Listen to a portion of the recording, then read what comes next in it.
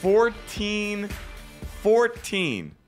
Yeah, I said 14 out of 25 ranked teams, including half of the top 10, lost at least one game last week. 4 teams, including Louisville, who dropped from 5th to 12th, lost twice last week. Nope. 3 times. Lost 3 games in a row. The last 3 games they've been beat. Twice in a week? Maybe. I don't know. Okay, so yeah, they went from like 2 to 5 last week, and then from 5 to like. Yeah, because I know they lost 3 in a row, but yeah. So you got that. Then you're looking at San Diego State and Marquette returned to the rankings this week. They replaced VCU. So Marissa, I don't know if you're still in the chat room with us. Marissa's not in the chat room with us anymore. Her loss. But VCU dropped out of the rankings, they get dropped out and replaced by San Diego State. Marquette comes in. And Notre Dame got dropped out of the rankings. VCU was 19th. Notre Dame was 24th. Michigan, though. By the way, shout out to LaSalle. My buddy Carl went to LaSalle. LaSalle beat Butler last week. LaSalle beat Butler last week, and then they beat VCU over the weekend. Beat 2 ranked teams. Number 9 and number 19. So 2 top 20 teams, too. So shout out to LaSalle. Oh, yeah.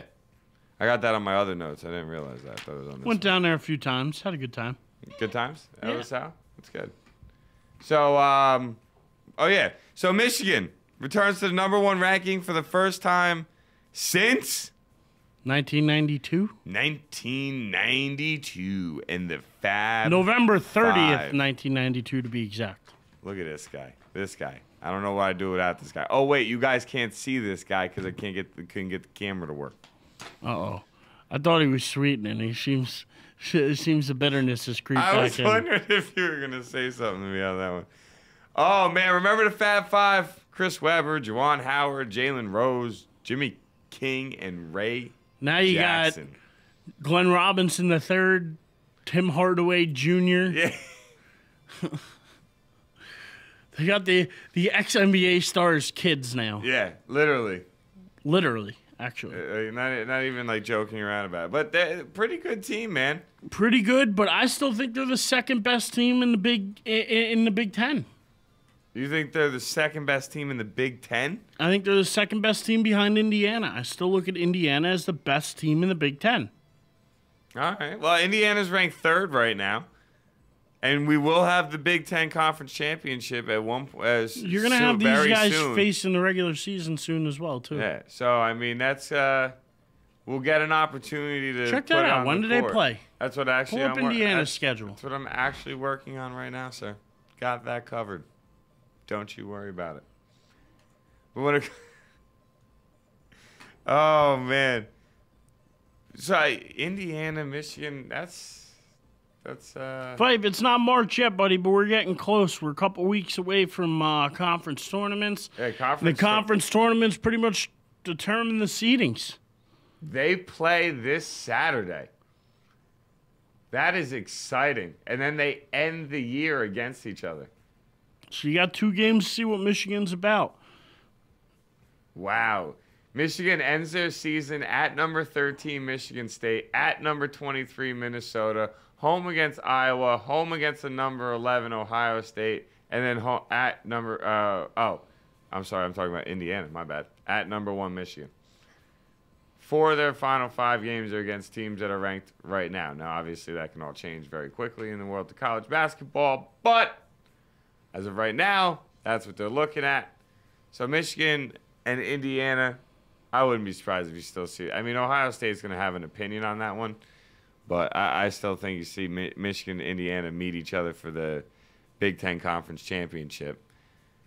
The tournament, though, to me is where you really – how far do you get on that one? That's when I'll tell you who I think had the better year. But that's just – I love March Madness that much that I put a lot of weight and stock in what they do in the tournament.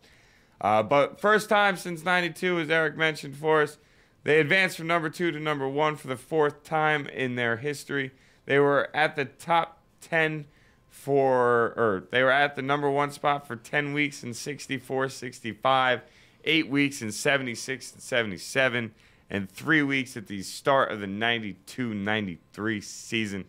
which was their Fab Five second and final year together. You got Kansas at 2. Zach's playing really well. Florida at 4. Duke dropped all the way back to 5. Miami put a whooping on them, though. They did, 90-63. Yeah, Miami put a whooping. Beat them up. Yeah, that's a whooping right there. So I could see why that's a pretty big drop for a number 1 team, but that's a whooping from a team they should not lost to. Or at least not lost that bad. Rounding out your top 10, you had Syracuse at 6, Gonzaga 7, Arizona 8. Butler stays at 9, which sort of surprises me. After their loss to LaSalle, I thought they would have dropped out of the top 10. I don't think you take them out, but you lose to LaSalle on ranked, small conference. Figured to drop them out of the top 10. Still 10, I mean, though, isn't that small a conference. Yeah, I know. They're still at number 9. Well, LaSalle, though, you know. No disrespect to them. I respect what they did.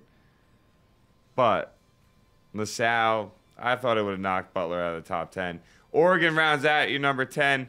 Miami, we just mentioned, who dominated Duke.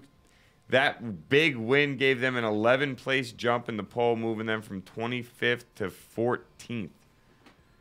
So beating Duke by over 20 points jumps you 11 spots in the ranking. Losing as the number 1 team to a Miami team that was ranked 25th drops you back just 4 spots. Yeah. So Miami was unranked when they played them, though. No, they weren't. They were ranked 25th. Really? They beat them last week.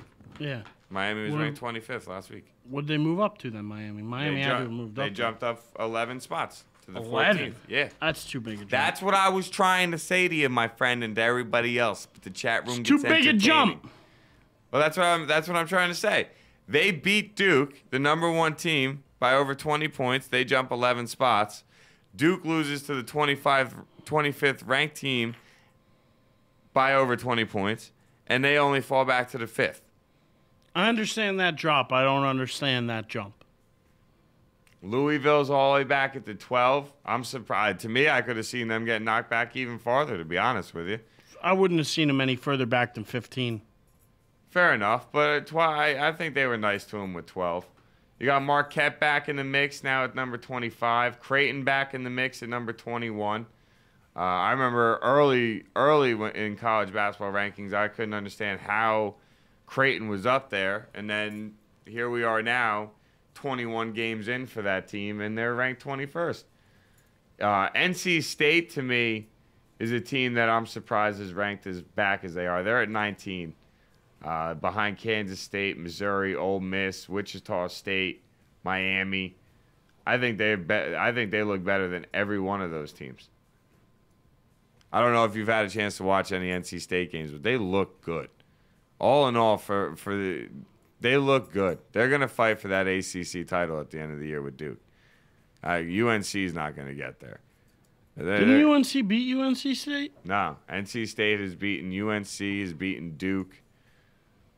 They got some big wins. I mean, they're 16-4 right now in the year, but I think that NC State team ends up playing Duke for the ACC championship, in my opinion. So, but yeah, college basketball rankings again, man. Weekly, we try to touch on this at least once a week for you guys, keep you up to date with it. We're into it. I love college basketball. Erich's a big fan of college basketball. We get even more absorbed. Like, to me, conference championship week gets here, I almost don't even watch NBA games that entire week because it's literally it's the best basketball. It's better than regular season NBA games. I can tell you that.